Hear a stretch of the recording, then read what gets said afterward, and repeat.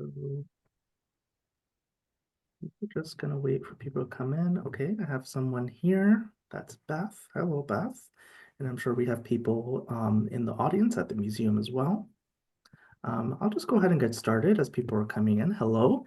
If this is your first time here, I'll introduce myself. My name is Omar Acevedo, and I'm the Literary Program Coordinator at the Mark Twain House and Museum in Hartford, Connecticut. Thank you so much for joining us for this program for That Librarian, the fight against book banning in America. First, I want to thank our members. I know that there are at least a few of you in the audience. If you're not a member, please consider supporting our museum by becoming a member. There are so many benefits to becoming a member. You will receive free or discounted admission to our author programs, and it pays back very quickly, I have to say. The house and museum, year-round discounts in the store and cafe, and much more. Please visit our website for more information, or you can reach out to me and I'll get you to the right people. Now on to our guests. Our author, Amanda Jones, has been an educator for 22 years at the same middle school she attended as a child and is the president of the Louisiana Association of School Librarians. She was the 2021 School Library Journal Co-Librarian of the Year, the 2021 Library Journal Mover and Shaker, and 2020 Louisiana School Librarian of the Year. Amanda co-founded the Livingston Parish Library Alliance to defeat censorship attempts in her community and is a founding member of the Louisiana Citizens Against Censorship, which fights against censorship efforts across the state of Louisiana. And our moderator today is Bridget Quinn. She is the CEO of the Hartford Public Library and serves as the secretary of the Mark Twain House and Museums Board of Trustees. So that is all from me for now. I'll be back later to help with questions and answers. So please sit back and enjoy what I'm sure will be a great conversation. And I'll turn this over to Amanda and Bridget. Great. Thank you so much, Omar, and thank you to everybody that is joining us this afternoon. I am, on a personal note, just so thankful to be the one who's asked to have this conversation with you, Amanda. And I just, before we begin and talk about your book and your experience, I just want to say, from one librarian to another, thank you. You have had quite a couple years, and knowing that there are colleagues out there in library land and in the world like you, who are truly standing up for the values of our profession as well as our society. It's very meaningful to me to be able to be here today with you, and thank you for writing this book. I'm very honored to be here and speak with you. And it has been a rough few years. Hopefully things get better. We'll see. Yeah, me too. And I will say, something that's really stayed with me since reading your book is, kind of in the beginning, you had put in a quote where, put in a comment that says, "No one on the right side of history has ever been on the side of censorship and hiding books." And that to me is just so well stated and so simple and so clear and so true that has really stayed with me. Before we start talking about your experience and, writing the book, is, we have a lot to dig in there, but I thought maybe for our audience who may not be librarians, it would be also interesting to start off thinking about what's happening nationally. Clearly this story is about your experience in your parish and your school and your community.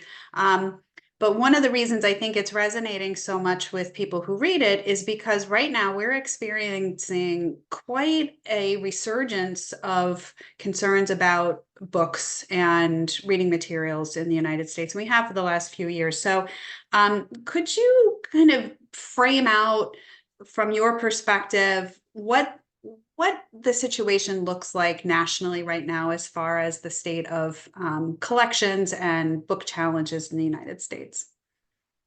Well, unfortunately, what we're seeing is a full-on assault on libraries And it's not just school libraries, it's public libraries, academic libraries, any type, even the little free libraries. Um, and it doesn't even stop at libraries.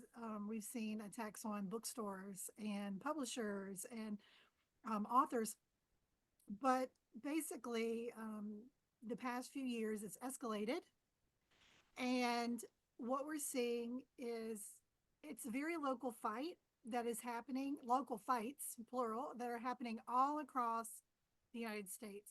And it usually, I'm seeing people saying they can't hear me. Yeah, Um, I'll see I if I can hear can. you. Yeah.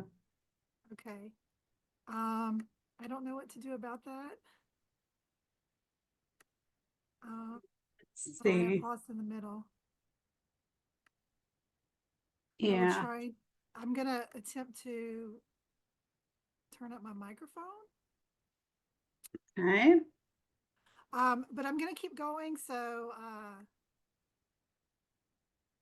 have my volume all the way up. So I'm not sure. Let me check So one more volume thing. can be heard. Yeah, I hear you just All fine. right. I turned it up. I hope that is a little better. So what we're seeing is attacks on libraries, and it usually starts out locally with someone will post a page of a book out of context, and they'll say, "Oh, this is found in children's sections of libraries," and it's never found in children's sections of libraries. But we're seeing books, pages out of context posted, and it circulates. All of this misinformation will circulate on social media. And then what you will see is that the community gets very riled up, and usually politicians swoop in and exacerbate the problem, and they don't ask the librarians and they don't ask anyone that's actually involved at the library, and they kind of run with it to pander for votes.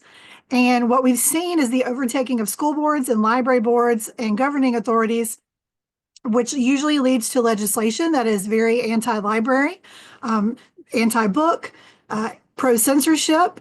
And the ultimate goal is the privatization of schools and public libraries. And they're not secret about it. They're very obvious about it. They post, even in my state in Louisiana, U.S. Congressman Clay Higgins from Louisiana tweeted that one day all of the libraries will be church owned.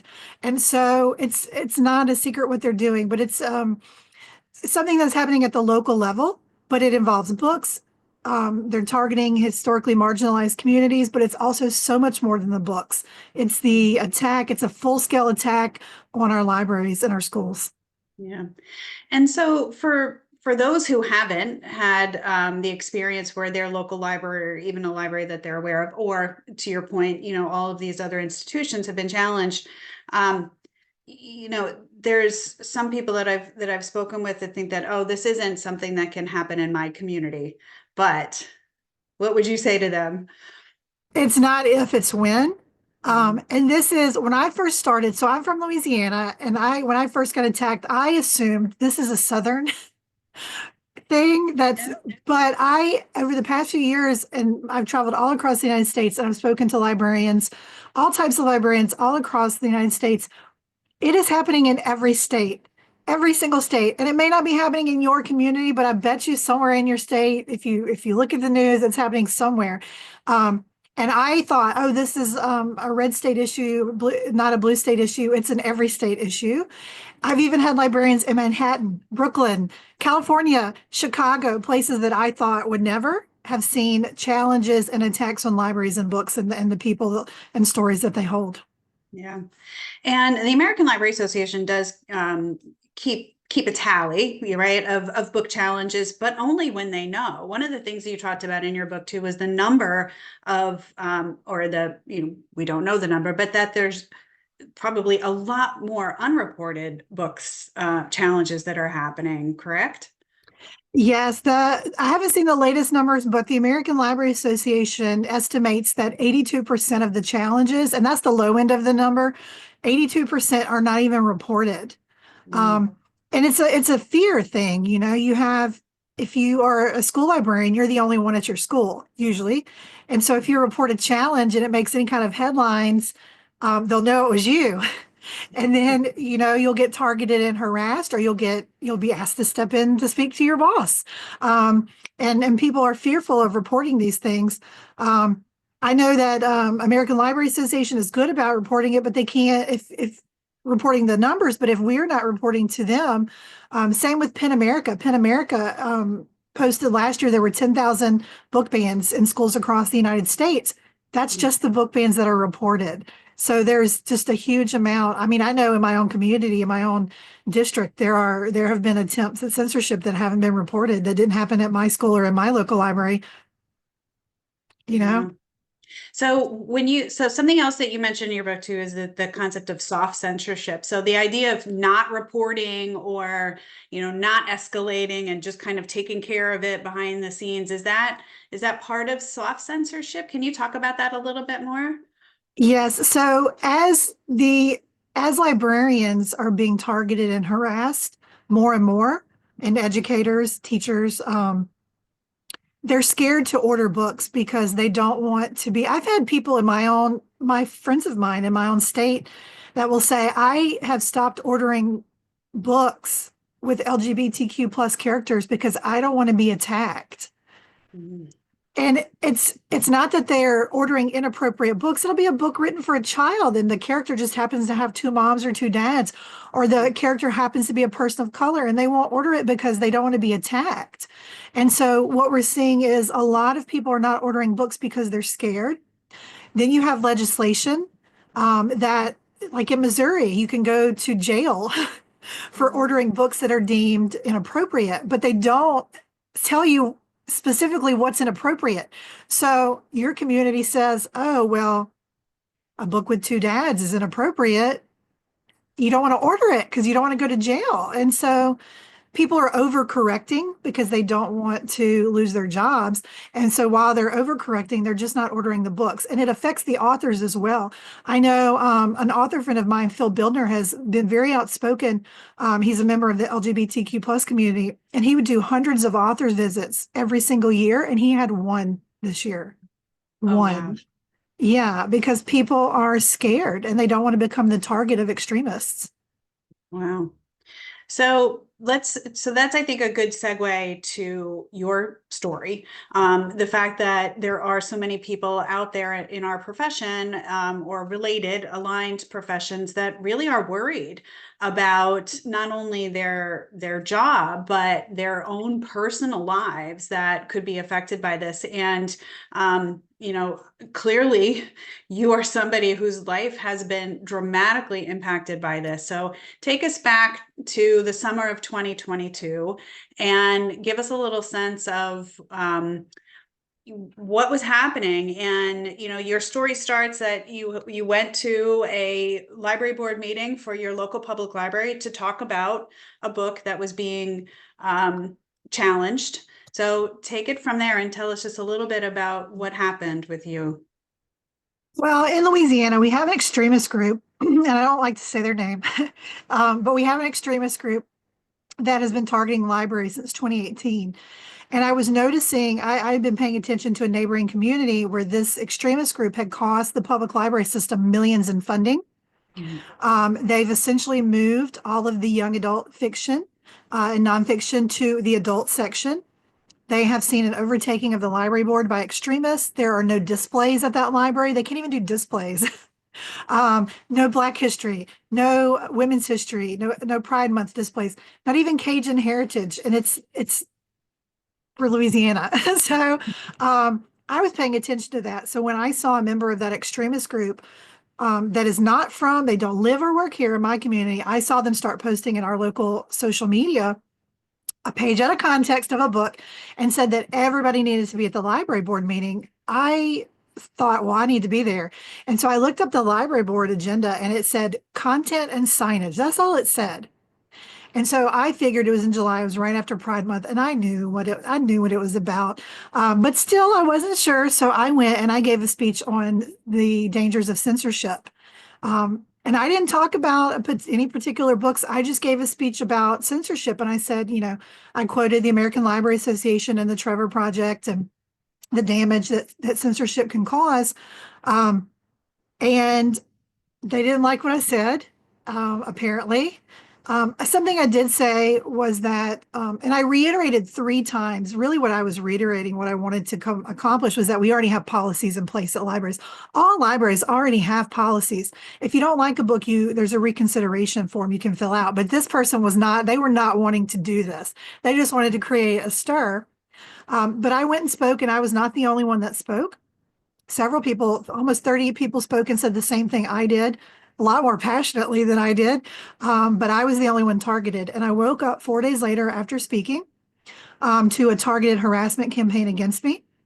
They posted my picture and said that I was advocating for sex acts for children.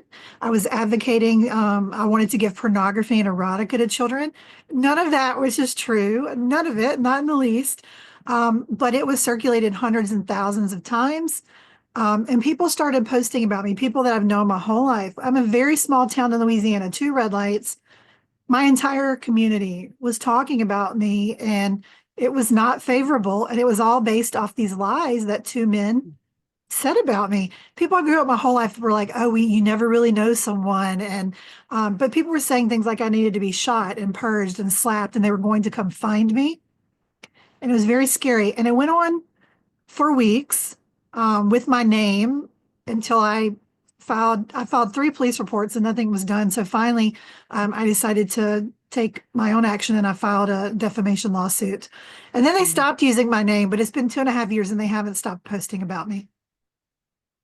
Oh, Amanda, I mean, I can't even imagine what that must be like. And, you go into quite a bit of detail in the book about what happened and what that weekend was like for you, and, talking about it with your family. I would imagine that recounting that in such detail while you were writing this book must have been really hard.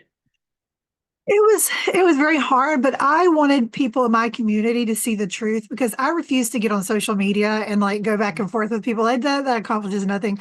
I wanted the truth, to be out there in my community. So I wrote the truth, and I wrote what these people did to me. And I wanted people in my community to read it and think about how they were grabbing up the pitchforks and joining in with everybody else. And it was very hard. That first weekend, I cried so much that my eyes swelled shut and I couldn't see for a day.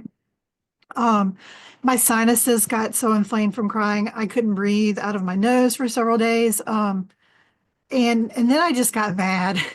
I had a little pity party, and then I got mad, and then I decided to do something about it. But this is something people are like, oh, that was back in 2022, but this is still happening to me in my town. I cannot go grocery shopping. I cannot go because people, I mean, I can, but I don't feel like subjecting myself to that. People tell me to go to hell, and God's going to wrap a millstone around my neck and drown me. And they do it in front of my child. And so I'm very scared. There's been I've had a lot of death threats and a lot of threats on my life. And so I'm very cautious and scared. I've kind of become a hermit in my own community. And I've lived here 46 years. So I don't, And your family's there, and yeah. I'm so sorry that happened to you. It is just, it's a terrible thing, but I do, as I said, appreciate that rather than have you, and I would have had a pity party for a heck of a lot longer than a weekend if it was me. But I do appreciate that you got mad, because you getting mad means you taking action, and you have taken quite a bit of, you have done quite a bit. But before we start talking about that, I'd love to hear about how it was for you at work, because your colleagues, your superior, your supervisors, the kids that you teach, how did you navigate that at work? So the thing about my experience, which is a little different from other librarians, is that I am a school librarian, but my problems were speaking out as a resident for the public library, and I just happened to be a school librarian. Right. But it did affect my work, and this happened over the summer, so we weren't in session for school, but we returned 2 weeks later, and I was having daily panic attacks at school. I was not myself. I had to take a leave of absence, a medical leave of absence for anxiety. I didn't want to go back to work. I didn't want to be around. And my coworkers, first of all, I work with 8 kids well, they're not kids anymore. They're adults. I taught them when they were kids and now they work with me. And I have the best coworkers and they were very understanding but nobody knew how to react or what to say or what to do. And nobody really defended me publicly because they didn't want to be harassed. And I would do things like when school started, we have back to school night, and I would always open up my library and do green screen pictures, welcome back to school, and all these things. And I didn't want to be alone in the library with people. I haven't done that since. I don't open up the library anymore before school, and because I'm scared of what people are going to do and say. The thing about my students, though, is that they're 9, 10, and 11, and so they don't really know what's happening. I mean, I'm sure they do more than we realize, but I don't talk about it with them. This is like this is my outside of school but I don't talk about it with them. I have had a couple of kids, like one mentioned, oh, Miss Jones, we saw you on the news last night. And so I just navigate away from it and I say, oh, well, one time I was on the cover of a magazine. Let me show you. And I just segued into that. And I've had some kids, oh, Miss Jones, we saw you at Barnes and Noble. Somebody wrote a book about you. Somebody. Yeah, I'm like, oh, they did? Oh. And so, but I don't talk to them about how I wrote the book and it's me. And I've had a couple kids like, oh, you wrote a book. I'm like, oh, it's about adult boring library stuff, because it's not a book for kids. So I would never recommend it to my students. But yeah, it's been a lot at work, especially when people that are targeting and harassing me live in my community and some of their kids do go to my school. So, well, right. So I guess that I was thinking that, so there hasn't been any efforts from parents in the community to try and impact your employment or to go to yeah. the or there has. Oh yeah. Oh yeah. I'm sorry. Oh yeah. Oh yeah, absolutely. There's always every couple of months there's a campaign and they'll, oh, that woke indoctrinator. And I'm like, what are you talking about? I didn't do anything. But it's constant, have they stormed the school board and demanded my expulsion like I'm a kid? Yeah.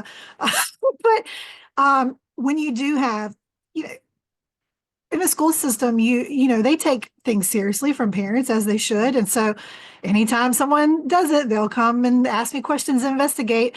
And I get glowing reports. I've actually worked at my school 24 years and I have almost perfect observations and reports. And they're like, you're not doing anything. What are they talking about? And I'm like, well, I've said it all along. I'm not doing anything. This is all misinformation and disinformation and the ways in which social media is used to just destroy people who have differing opinions of you. Yeah. So let's talk a little bit let's get into some librarian stuff, right? So part of our job as librarians, right, is to not every librarian does collection development, but fair number do. And it's usually, I can't say always, but usually librarians that are in charge of collection development in libraries. So in your school, and well, either talk about your school or the public library, whichever you think is more relevant, but can you talk a little bit about collection development policies and the way that librarians select materials for their libraries? Yes, and to me, it's the most boring chapter of my book. But I wanted people that are not involved with libraries to understand how it works. Right. And like even my own mom read it and was like, "Oh, I didn't realize this is what libraries do." But most libraries have collection development policies. And as far as like at school, our library policy is we do not when we order books. It's a whole process. We have classes in college on how to do this. And I order books based on student interest and teacher interest and what's going to help them with the curriculum and things like that. But I don't order books that are not professionally reviewed for the age range of my students. So my students are 9, 10, and 11. So I'm not ordering books that are written for high schoolers because I don't teach high schoolers.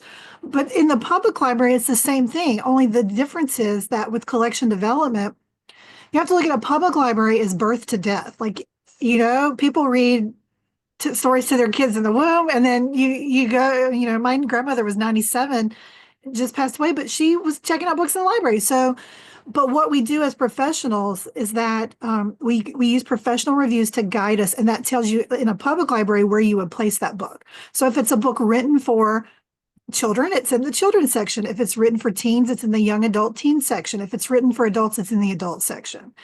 And then we do the best we can. Public libraries order thousands, large libraries order thousands of books a year. You can't possibly read every book. So you're guided by professional reviews. And if someone in the community doesn't like what's in a school or a public library, there are reconsideration policies also, where someone can challenge a book and say, hey, I don't think this book needs to be in this section, or I don't think this book is appropriate.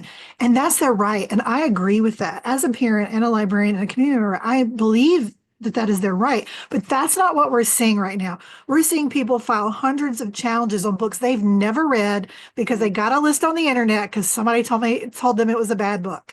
And these are bad faith challenges, or they're specifically targeted. You'll notice that all the books that are being challenged with these reconsideration policies are by or about by authors or about characters from the LGBTQ plus community or BIPOC communities.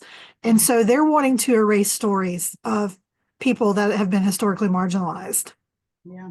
Yes, absolutely. And I think, what we've seen too is that there's the challenges are sometimes, and I think it's changed. They've changed the strategy a little bit, but they're coming from outside the community until they potentially find or now find somebody within the community that will take that up on their behalf. But it is generally seen as kind of an effort across, across the board on a, I don't want to say a very specific, but a pretty much aligned number of and type of books that are being challenged. But you're right; it's happening across the country, and every single state and every community is having this conversation. But so one of the things, and I've been in the field a little bit longer than you, but I think you've been around long enough to also see, I think, some of the trends in librarianship as far as public libraries go, at least, which is, clearly I know a lot more about that than school librarians, but I think it's happening there too, where more and more libraries are looking to people that don't have a library degree to do librarian work, thinking that, what's the value of a degree? Like, why do you need an MLS to be able to do this work? You're just buying books, or you're just doing that. And unfortunately, too, in a number of communities where I've lived and worked, schools that are facing challenging budgets, sometimes the first positions to go are the school media specialists and the school librarians, which I think is just tragic. So, I would love to hear your thoughts on whether or not you think that potentially the fact that we are having not this situation, because I'm certainly not blaming it on our colleagues, but the fact that we don't have as many potentially professionals in the field doing this work. Are we making ourselves more susceptible to this kind of soft censorship, or this unreported numbers, or creating libraries that no longer offer the range of materials that communities should be able to expect? Well, there's been a push, particularly to school libraries, for the past decade, really. I've noticed an uptick in, like you said, school librarians positions are usually the first cut, and they will hire people with no degree to run a library because they're like, oh, it's easy. And people that haven't had the classes, that don't understand intellectual freedom and the value in collection development, are not ordering the resources, and they don't understand why it's important, which is why before this even happened, my big platform when I would speak out is the importance of a certified school librarian. But we're seeing, school librarian jobs are being cut all across the United States. And so that's one problem. The second problem is that we're seeing legislation to devalue our profession. In Louisiana, we had 9 anti-library bills in the legislature last year. And as a co-founding member of Louisiana Citizens Against Censorship, I can say with great pride that we defeated 8 of those bills. Yes. I was so excited. We built a coalition and we defeated 8 of those bills. But the one that passed was the requirement for public library directors to no longer have to have an MLIS. So public library directors in the state of Louisiana do not have to have a library science degree, even though the librarians do. The leaders do not. And that was solely passed so that they can install, they weren't quiet about it, pastors and people, theologians, and like people unrelated to the field to be in charge of libraries to push in certain agendas. And if you have a public library director that has an MLIS, hopefully they understand the value of making sure everyone in a community is represented. But that's, we're seeing legislation to devalue our entire profession. Yes, absolutely. And I think this is hopefully one of the, because, I think you and I both agree, we want to say, like, what can we be hopeful for in the future? And what I'm hoping for is that this attracts a new kind of wave of people to the field that want to be part of this. And there's a lot that I think would probably potentially scare people away, but I'm hoping this actually has the opposite effect, and where people start appreciating what the degree offers for the impact it can have in a library, whether it be a school librarian. And I think what many people don't appreciate too is that school librarians are certified teachers. And so, there's that added impact of school librarians, is that they really are educators. I mean, public librarians are educators too, but not in a, we're not certified teachers. So, the value of having a school librarian, there's just oodles, and I mean, just so much data that shows the impact, the positive impact of school librarians on student learning. So I'm a huge fan of school librarians, and would love to see more people enter that field, as well as public libraries, public librarians. And it's well, I was going to say, unfortunately, what I'm seeing is that people are scared and they're leaving the profession, but I think it's cyclical and the pendulum will switch, it'll swing back. But I am concerned about our profession. I have some major concerns right now. Yeah, no, absolutely. It's a tough thing. And a lot of librarians are feeling burnout because of this situation, and because of constantly taking on those kinds of challenges and attacks on the frontline staff as well. I mean, that's happening all across the country. Mm-hmm.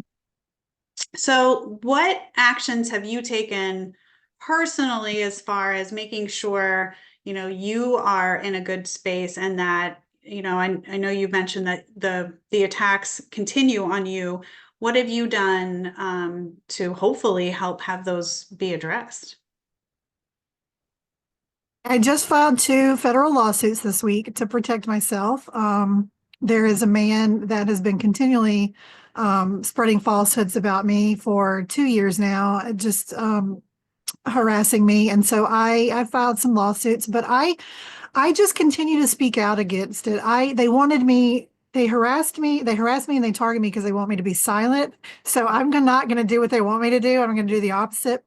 I still speak out. I show up and I speak out. I'm the leader of a local library alliance. And so we push the truth.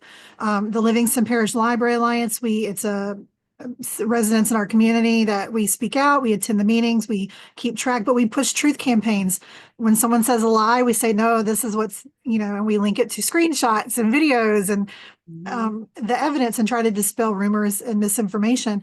I also do that on the statewide level with Louisiana Citizens Against Censorship.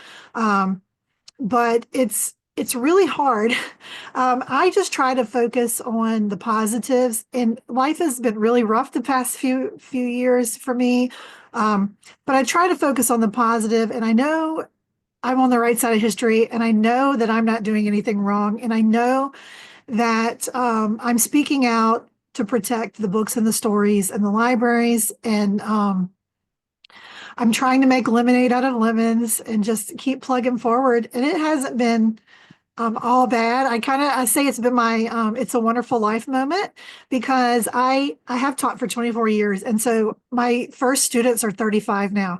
And so they have so many students, former students in their late 20s and 30s have contacted me to tell me my impact on their life. And I hold that dear. and I just think about that. That's what I hold on to. Plus, I met Judy Bloom last week, so You did? Oh, I that's did. awesome. There's a whole chapter in your book. What would Judy do? I love Yeah, that. she actually asked me if I was Amanda Jones, and like my soul kind of left my body. Oh my gosh. All And right, she how said, about Michelle Obama? Have you met her yet? not yet, but I am friends with President Obama's former speechwriter, Terry Zuplat. And Oh, yes, his mother and sister are librarians, and we've had many conversations. But Judy Bloom said she had read my book, and it was, for someone who grew up, I mean, I talk about it in my book, a whole yeah. chapter. What would Judy Yes, do? it's great. So it hasn't been all bad. I just try to focus on the positive. Yeah. And I love that. Are you there, Michelle?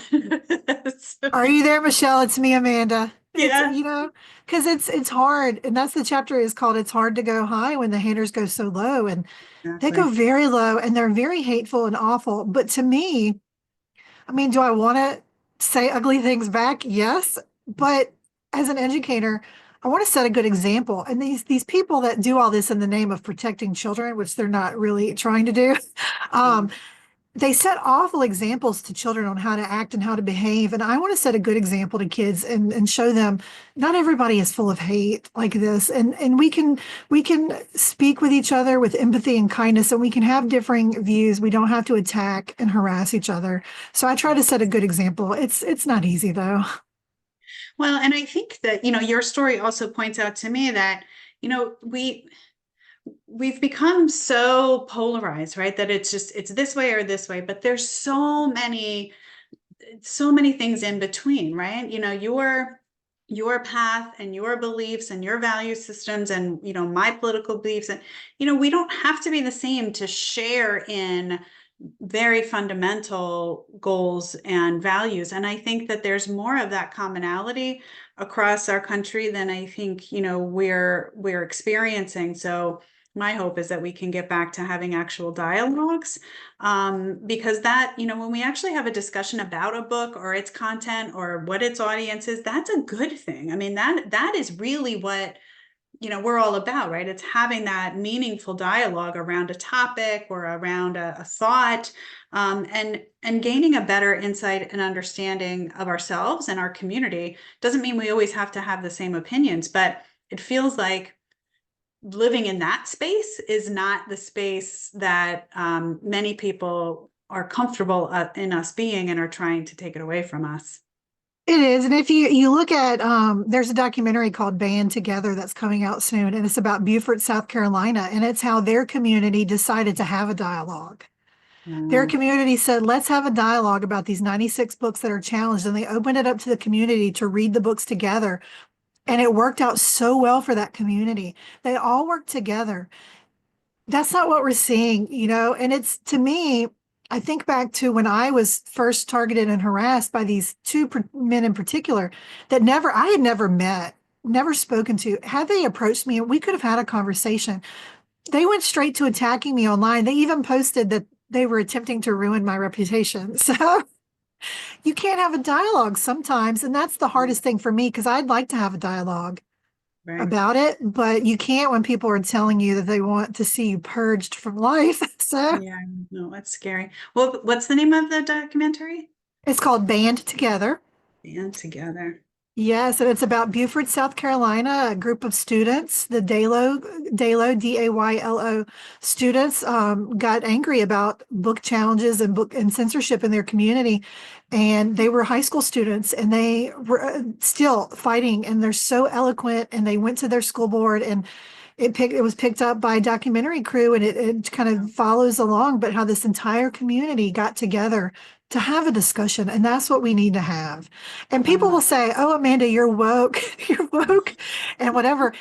I was raised Southern Baptist Republican, and I'm actually still a registered Republican. That's a long story, but Well, we have closed that's okay. primaries. We have closed primaries here in Louisiana, and I don't necessarily. I think about the way I was raised, and the way I was raised is that as a Southern Baptist Republican household, I was raised that God is love and to love thy neighbor as thyself, and that the First Amendment and the Constitution was key and sacred. And I still hold those beliefs. And so if that's different from my community now, I would say that they're the ones that aren't practicing what they preach. So Yeah, so well said. So I have found through my 30 plus years of being in the library field that our profession is incredibly supportive and just full of such dedicated, committed, community service minded people.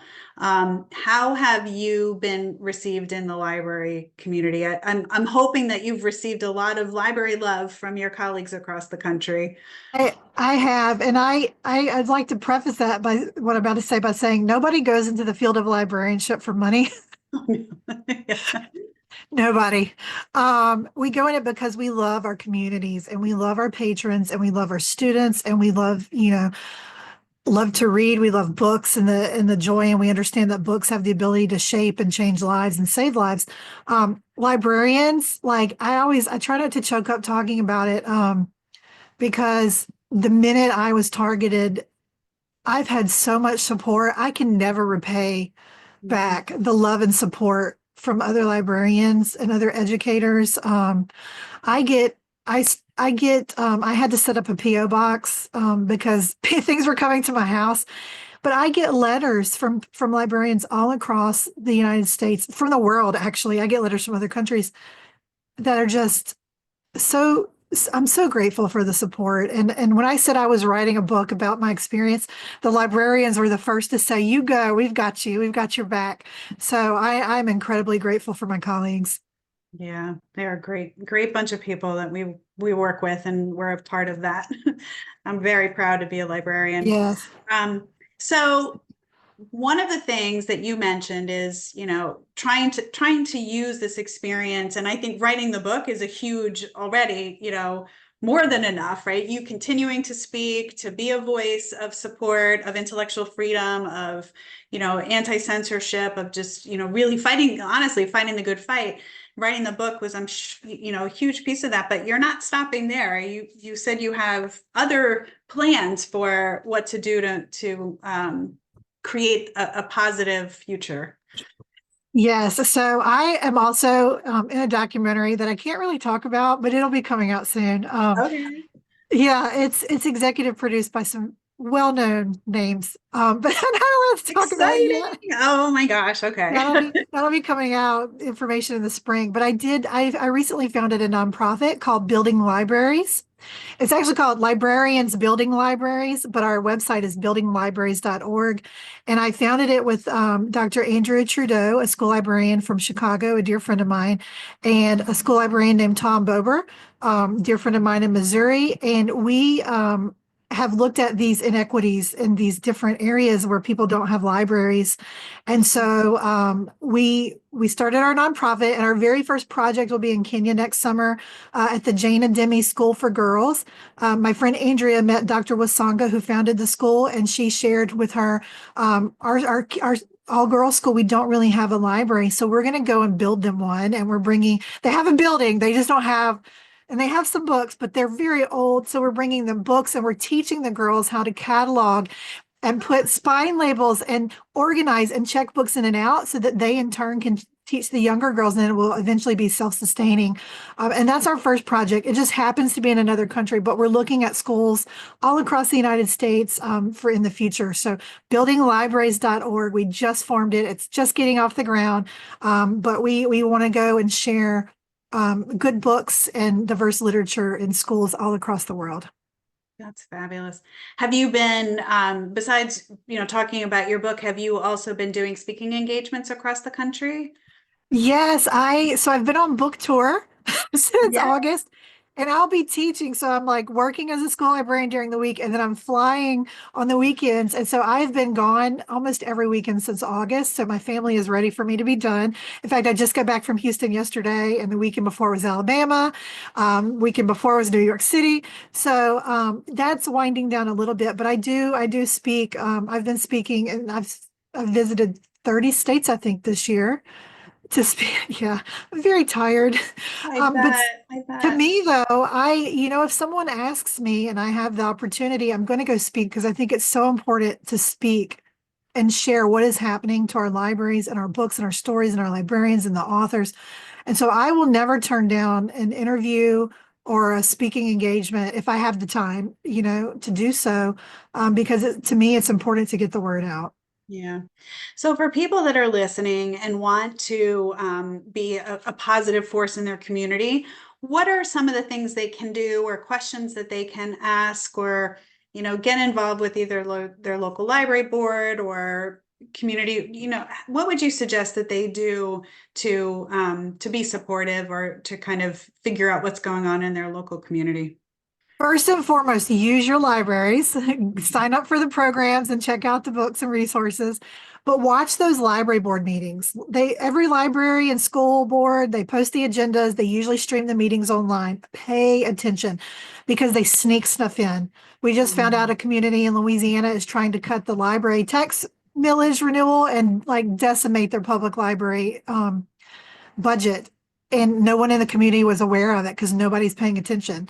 So you have to watch the library board, school board, those meetings. I understand that speaking out is not for everyone, but you can go and attend and you can clap for the people that are speaking and show that support, because for a while there, it was just me and like one other person going to speak. And we felt so hated. But now other people will go and they might not speak, but they clap and you know, but if you look in your state, there's probably a grassroots organization doing the work. So follow them. Like I know Utah Reads and Alabama Reads Freely and Texas Freedom to Read Project and Florida Freedom to Read. There's, and you look at Unite Against Book Bans. You can sign up at Unite Against Book Bans for targeted email alerts for what's happening in your community. They'll send out action alerts like sign this petition, email these people, but you've got to pay attention and you've got to vote. Our library almost lost, our public library. We had a tax millage renewal that only passed by 162 votes. We would have lost 99% of our operating budget because people weren't paying attention and they were too apathetic to go vote. So you have to vote. 99%? Of the operating budget passed by 160, and that's for the next 10 years. So our libraries were shuttered. 162 votes. You have to vote. You have to show up and support the people that are speaking out. People send me letters all the time, and that's what keeps me going. And there's thousands of people like me all across the United States that are going to speak. Send them letters of support. Yeah. And there are organizations out there too that are helping libraries with those fights because, there's so many libraries out there that you don't know where do you begin? Even if you have a board that's supportive, sometimes you just don't know how to fight those challenges or how to, talk to legislators or even think about the process. So there are thankfully organizations out there that can help in a grassroots way, but also in a more formal way. So yes. yeah. And can I just mention a couple of those real quick? Sure. I always like to give a shout out to Every Library. That's the name of it. Every Library organization and the American Library Association, PEN America, the National Coalition Against Censorship, Authors Against Book Bans, We Need Diverse Books, and the Comic Defense Fund. Those are just a few of the organizations that are working nationally. Yeah, no, thank you for doing that. I didn't know of all of them, but yeah, they're all doing really fabulous work to help preserve our rights. And that's really what this is all about. So anything else you'd like to mention before we start taking some questions? It's been very dire lately with the news and things happening. And I was fortunate to hear Stacey Abrams speak at the Decatur Book Festival a few weeks ago. And her mother is a retired librarian. And she said, we have to measure success and progress, not victories. So sometimes we will lose a battle. Sometimes the book will be banned, but we have to continue forward because it's progress that is going to equal success. Wise words from a wise woman. She's pretty incredible. Yeah. So this is the book. It is so good. Everybody go out and Thank buy you. it. And Omar, I see you're popping back in there. So do we have a few questions for Amanda? We have a couple questions. Well, we have a question and a comment. I'll do the comment first, from our audience here at the museum. Amanda, I want you to know that you inspire me and my mom. That's a comment from an audience member. Thank you. We have one question. It starts off with some comments from Sean. I want to applaud and thank you for your courage and perseverance in standing up against censorship. Your book and programs such as this serve to help all of us know there are voices out there. Lies and fear are indeed the weapon oppression uses. You may answer this during the program, but any suggestions to unify in the fight against this? I suppose you answered that a little bit. Is there anything else that you want to add to that? Well, it's the national organizations are so great in unifying us nationally, but I want to reiterate these fights are so local. So like I get enormous help from all of the national organizations that I listed, enormous help from them, but they're not here in my community. You need boots on the ground in every community, someone in the community that's going to say, hey, this is what's happening and we need to fight back. And so you don't always have to be like me. I'm kind of out in the open, like it's me, I'm doing it. You don't have to do that. You can start a social media page, like an alliance page to push out the truth in your own community where you can be, a moderator that doesn't have to put your face out there and just link it to truth and say, but I always like to challenge people too. Whenever I hear the local people will say there's porn in the kids section, and I'll say, okay, well, tell me a title because I don't want porn in the kids section either. So tell me a title. They can never give a title. So you have to push back. You say, give me a title. And they might give a title and I'll say, oh, well, actually that book is not in the children's section. That's actually in the adult section. And I'll show them how to look on the catalog online. You just have to push out the truth, but communities need that. And if you don't have somebody to stand up in each little local community, that's where you see the overtaking of boards and you see these things happening. Exactly. Yeah, and I don't know if we have any other questions. I mean, I want to personally say thank you. I have a librarian in my family. My partner is an academic librarian, so he is not on the front lines, but always on his mind, and something we always talk about. And yeah, and just a reminder, that you started off with, this is happening everywhere. It doesn't matter red, blue, north, south, west, whatever. We have to be aware and wary wherever we are. Right. Well, And and it is I, happening in academic libraries as well, which is, seemingly the bastion of, kind of enlightenment, right? And yet there are many colleges and universities that really are being challenged in the collections that they have as well. here in Louisiana, we had a bill that would have, had it passed, would have our Louisiana State University would have lost their ALA accreditation for their library science program. And we have seen they are starting to strip tenure from librarians at our academic libraries in Louisiana. So yeah, it's not good. Wow. But I always like to say, because people will say, Amanda, why do you keep like why is this so important to you? And to me, I've lost a lot of former students that have taken their own lives because they were othered in our community. They were members of the LGBTQ plus community and they were othered. And to me, every kid in my school and every patron in a community deserves to see themselves represented on the books, on the shelves of the library. We are all taxpayers. We all contribute to these public institutions, and everyone deserves to be represented. We are all a part of the community and we all need to work together, and everyone deserves to be seen and heard. Yeah. I think something else you talk a little bit about in your book too is that, just because they're on the shelves doesn't mean the books don't just jump out at people, right? It's like you don't have to check out the books that you don't want to read, or you go with your child to the library if you don't want them to read those. Now, that's problematic in itself, right? Because once you have older kids that may want to read books that their parents aren't thrilled with them reading, but all in all, I mean, it is still the parent's responsibility to help navigate their child's experience in a public library, and to take that right away from everybody else. It's, I like mysteries, and if somehow mysteries no longer are allowed in the library, I mean, I know that's oversimplification, but it's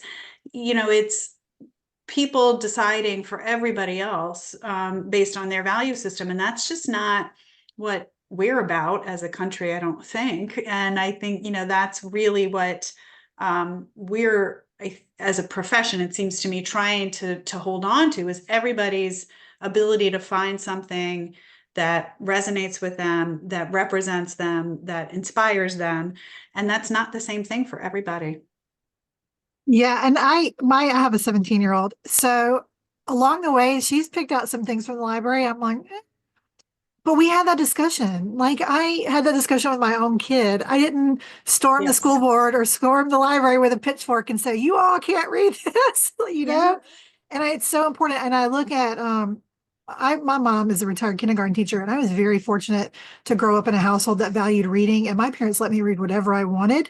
And that's not to say they were just like permissive, and like they understood the value, and they would have conversations. Oh, you read Stephen King's It? Let's talk about it. So, you Yeah. know, so we had conversations. That's what you do as a parent.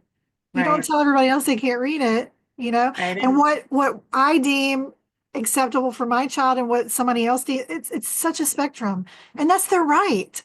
Yeah. But as I told my governor in the legislature, the library is not a daycare, sir.